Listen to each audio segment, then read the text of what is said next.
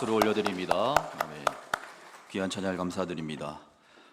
오늘 보실 하나님의 말씀을 봉독하겠습니다. 구약성경 출애굽기 3장의 말씀입니다. 구약성경 출애굽기 3장 1절부터 5절까지의 말씀입니다.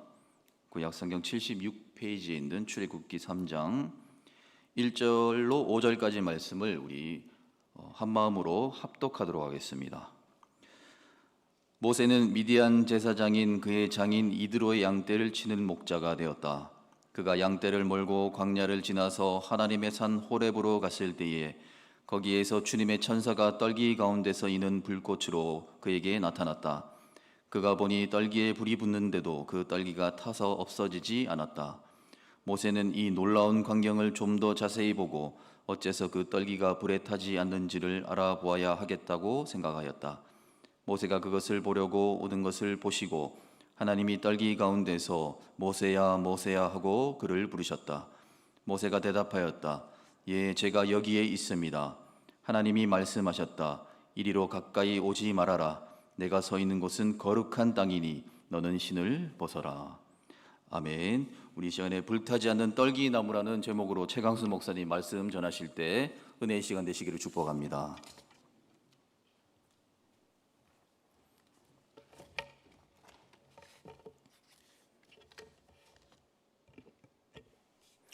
할렐루야. 네. 성도님, 오늘 설교 제목이 뭘까요? 아침에 식사하셨습니까? 불타지 않는 떨기나무입니다. 본문은 모세가 하나님 앞에서 부르심을 받는 그런 장면입니다. 잘 아시는 그런 내용인데요. 먼저 시대적인 배경이나 줄거리를 좀 말씀드리겠습니다. 그러니까 이게 편안한 마음으로 그냥 들어주시면 됩니다. 야곱의 아들 요셉을 통하여서요, 이집트로 내려간 야곱의 가족들은요, 세월이 지나면서 점차 번성하고 강성해지기 시작했다는 것입니다. 그쯤에 요셉을 알지 못하는 새 왕이 이스라엘을 다스리게 됩니다. 새 왕은요, 이 이스라엘 백성들의 수가 불어나고 세력이 커지자 이스라엘 백성들을 경계하고 두려워한 나머지 그들을요, 억압하고 노예로 학대하기 시작했다는 것입니다. 그럼에도 불구하고 이스라엘 백성들의 그 수가요, 점점 불어나고 더욱 자손이요 번성해집니다.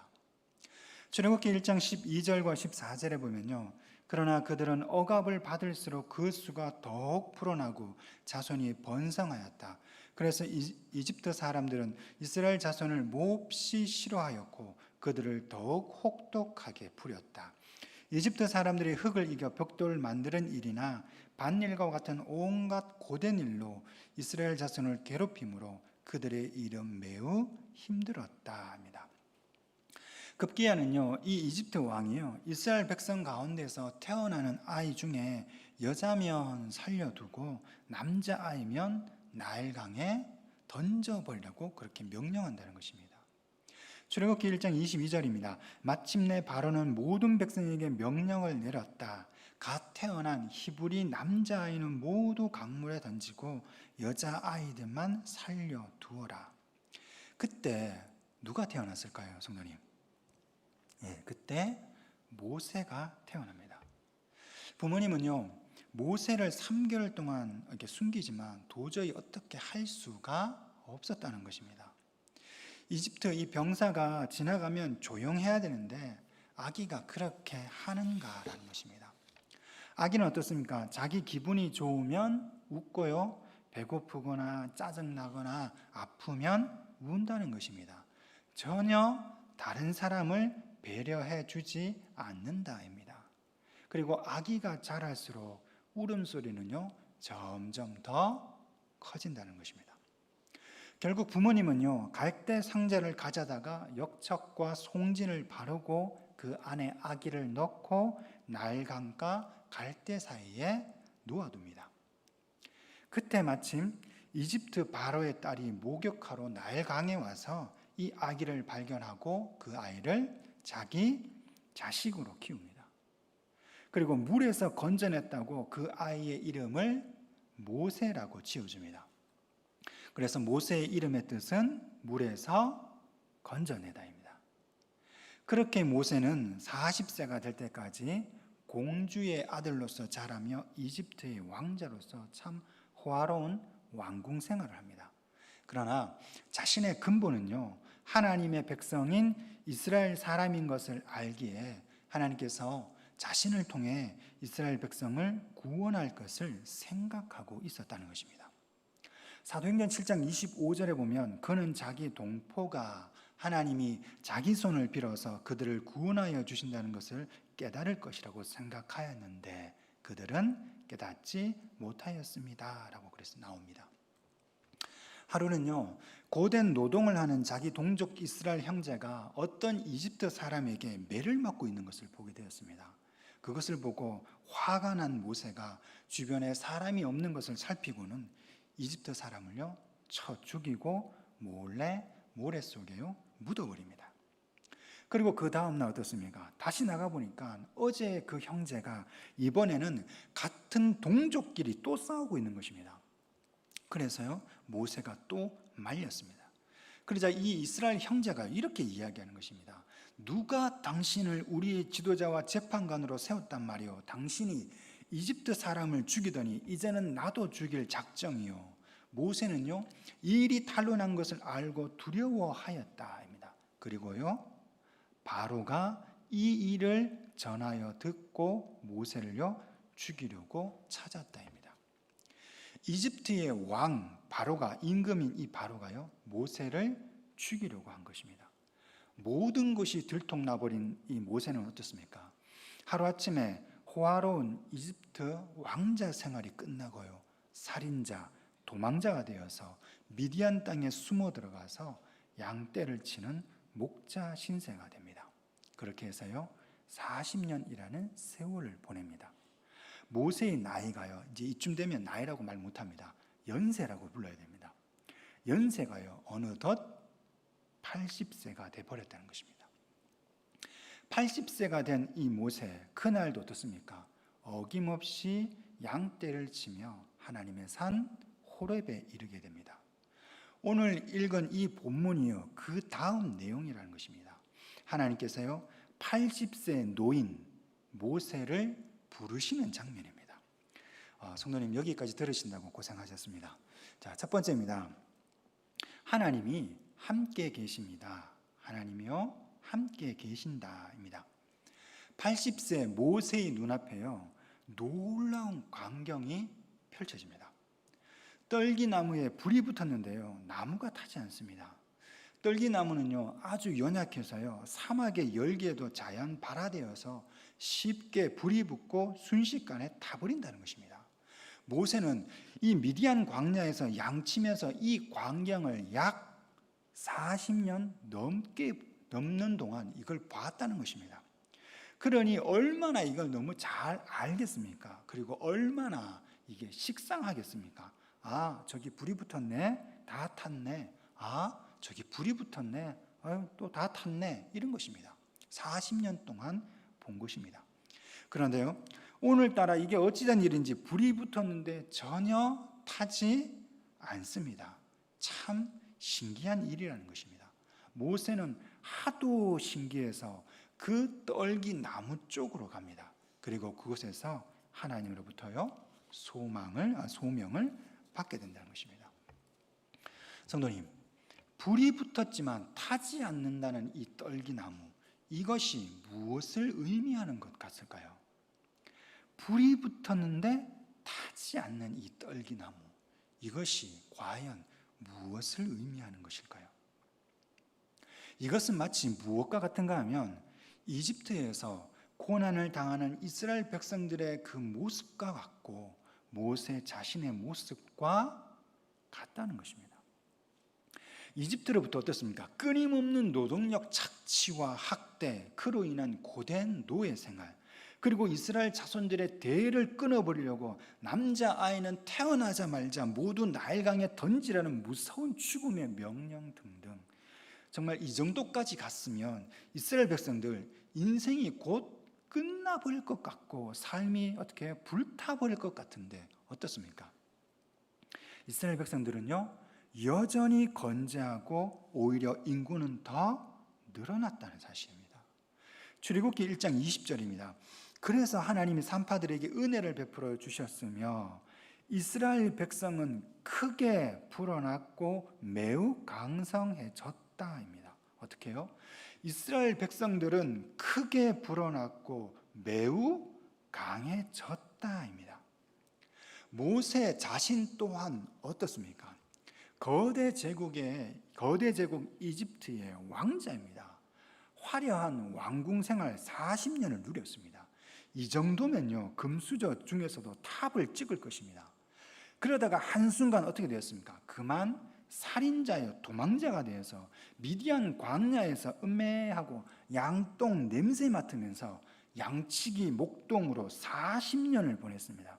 그래서 어느덧 연세가 80세가 된 노인이 되었습니다. 그냥 그렇게 주어진 삶에서 소망 없이 목적 없이 아무 힘 없이 하루하루 양치며 인생이 그렇게 끝나버릴 것 같은데 지금 어떻습니까? 하나님의 부르심을 받고 소망이 생겼다는 것입니다.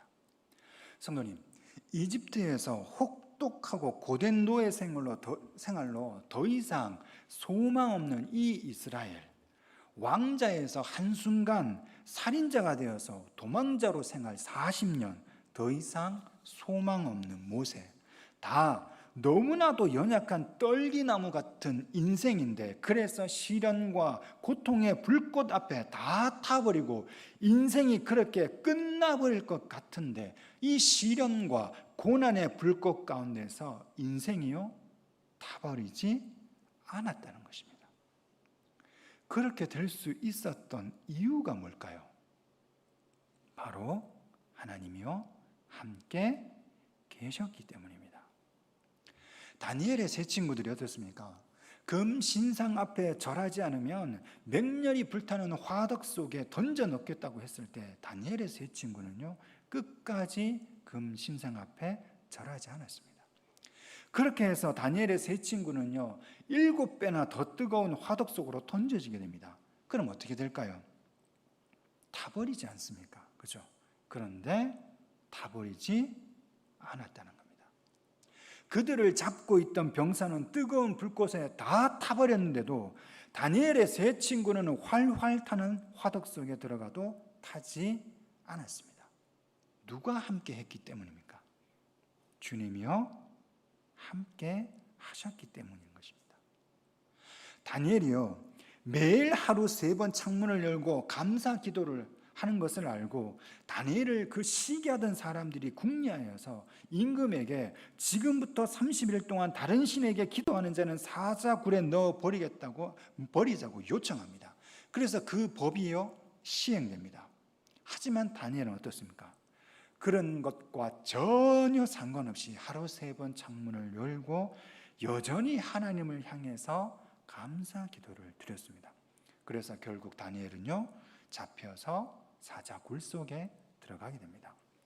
사자굴 속에 들어갔으니까 사자에게 다니엘이 죽을 것 같았는데 어떻습니까?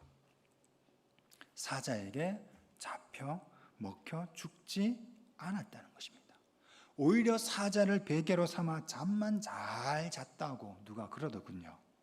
누가 함께 했기 때문입니까?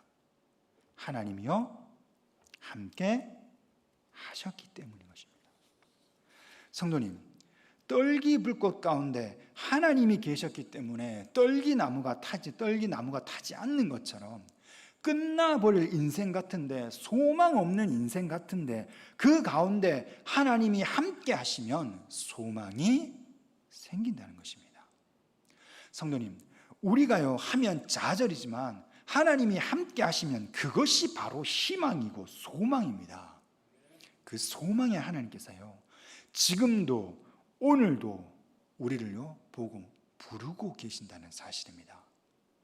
이사야 43장 1절과 3절 말씀입니다. 잘한 말씀입니다. 그러나 이제 야곱아 너를 창조하신 주님께서 말씀하신다. 이스라엘아 너를 지으신 주님께서 말씀하신다.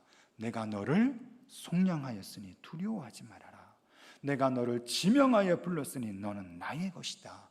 내가 물 가운데로 건널 때 내가 너와 함께 있고 내가 강을 건널 때에도 물이 너를 침몰시키지 못할 것이다. 내가 불 속을 걸어가도 그을리지 않을 것이고 불꽃이 너를 태우지 못할 것이다. 나는 주 너의 하나님이다. 이스라엘의 거룩한 하나님이다. 너의 구원자이다. 입니다.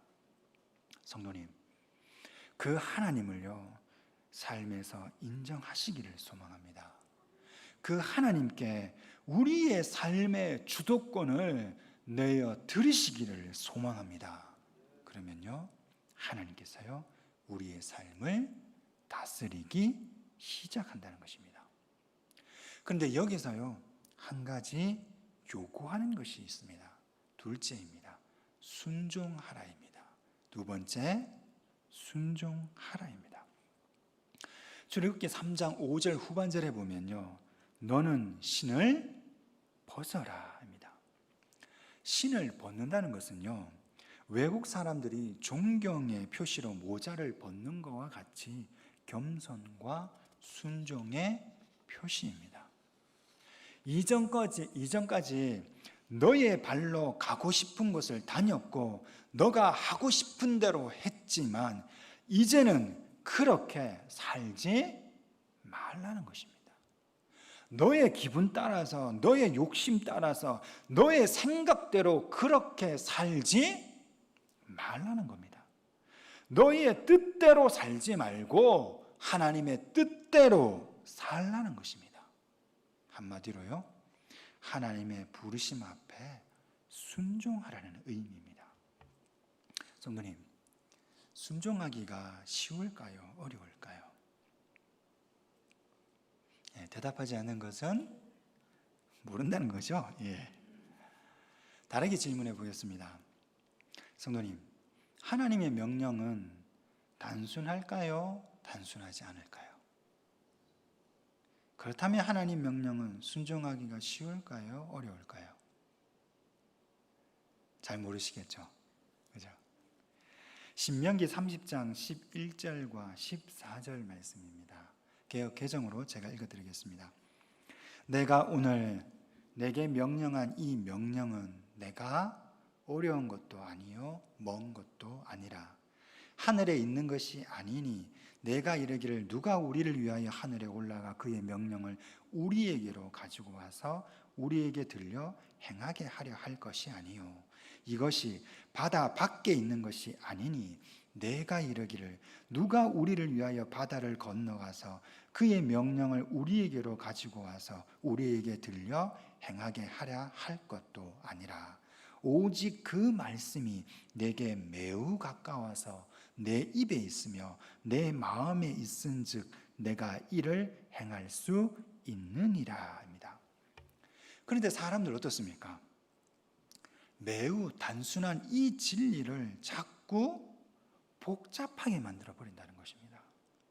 전도서 7장 29절에 보면요, 하나님은 우리 사람을 평범하고 단순하게 만드셨지만 우리가 우리 자신을 복잡하게 만들어 버렸다는 것입니다 라는 그런 말씀이 전도서 7장 29절에 기록되어 있다는 것입니다. 다시 한번 말씀드립니다. 전도서 7장 29절에 뭐라고 적혀 있다고요? 하나님은 우리 사람을 평범하고 단순하게 만드셨지만 우리가 우리 자신을 복잡하게 만들어 버렸다는 것입니다. 순종하면 되는데 순종하지 않으려고 어떻게 합니까? 이 핑계, 저 핑계, 이고지, 저고지 피운다는 것입니다. 그래서는 어떻게 될까요? 일이 너무 단순한 일임에도 불구하고 어떻게 해요? 복잡해진다는 사실입니다. 성도님, 기도 10분 하면 됩니다. 하면 됩니다. 그죠? 근데 그 10분을 안 한다는 겁니다. 성도님, 그래서요, 한 주가 지나도요, 기도 10분을 안 한다는 것입니다. 하면 됩니다. 근데 안 한다는 것입니다. 말씀요, 그냥 보면 됩니다. 어려운 게 아닙니다, 이거. 그죠? 단 하루 한 장 보면 됩니다. 그런데 한 주를 지나도 말씀 한 장 보지 않는 사람이 있다는 것입니다. 이 중에는 말씀 많이 보시는 분들 계신가 합니다. 그런데 한 주가 지나도 말씀 한 장 안 보는 사람도 있다는 것입니다. 어떻습니까? 그런데 대신에 드라마, 그죠? 예? 인터넷, 게임은 주구장창 하는 사람도 있다는 것입니다. 희한하지 않습니까? 그죠? 성도님, 순종이 없이는요, 삶에 하나님의 능력이라는 것은 없습니다. 하나님의 능력이 나타나는 것을 보면 다 순종의 역사가 있었다는 것입니다. 처녀 막달라 마리아의 순종으로 누가 이 땅에 태어났습니까? 우리의 구원자인 예수님께서 이 땅에 태어나게 됩니다. 모세의 순종으로 어떻습니까? 이스라엘 백성이요 출애굽하게 됩니다. 예수님께서요 십자가에 죽기까지 그 순종으로 온 인류에게 구원을요 이루게 하셨다는 것입니다. 아브라함이요 본토 친척 아버지의 집을 떠나라는 하나님의 말씀에 순종했기에 그로부터 이스라엘 민족이라는 큰 민족이 생겼고 복의 근원이 되게 되었다는 겁니다. 성도님, 삶의 거센 파도 앞에 낙심되고 좌절되고 인생이 끝나버릴 것 같은 상황 가운데서도 다시 새 힘을 얻고 싶고 다시 일어나고 싶고 다시 승리하고 이기고 싶지 않습니까? 그러면요 하나님께 순종하시기를 바랍니다. 순종하면요 우리의 인생을 만드신 하나님께서요 우리 인생의 파도를요 잠잠케 하신다는 것입니다. 우리 삶의 그 낙심과 좌절을 희망과 소망으로 바꾸어 주신다는 것입니다. 그러니 우리를 부르시는 하나님 앞에 순종하시기를 소망합니다. 마지막으로요 짧게 하나만 생각하고 마치겠습니다. 본문에 보면 하나님께서요 모세를 부르십니다. 왜 부르셨을까요? 고통받는 이스라엘 백성들을 출애굽시키기 위해서 먼저 모세를 부르신 것입니다. 성도님, 그렇다면 하나님께서도 우리를 부르지 않으셨습니까? 부르지 않으셨나요? 우리 성도님? 하나님이 부르셔서 지금 성도님 교회에 앉아 있는 것입니다. 그리고요 인터넷 앞에서 지금 예배 드리는 것입니다. 그럼 우리를 왜 부르셨을까요?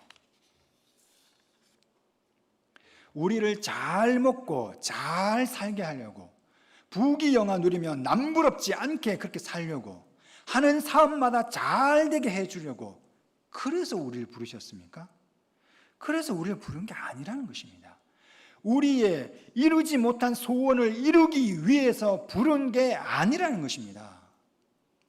고통받는 이스라엘 백성들을요 출애굽해서 부르신 것은 약속의 땅에서 하나님을요 섬기라는 것입니다. 하나님께서요 우리를 부르신 목적은 하나님을 섬기는 삶에 있다는 것입니다. 우리의 창조 목적이 무엇일까요? 하나님을 즐거워하고 영원토록 그를 기뻐하는 것입니다. 이사야 43장 21절 말씀에 이 백성은 나를 위하라고 내가 지은 백성이다. 그들이 나를 찬양할 것이다. 우리가 창조 목적대로 살아갈 때 가장 행복하고 아름다워진다는 것입니다. 하나님만 섬기고 하나님만 찬양하고 하나님만 바라볼 때 우리는 가장 순결하고 가장 깨끗하고 가장 거룩하고 온전한 사람이 되는 것입니다. 하나님의 부르심 앞에 우리의 신을 벗으며 아멘으로 화답하며 하나님만 섬기시기를 그렇게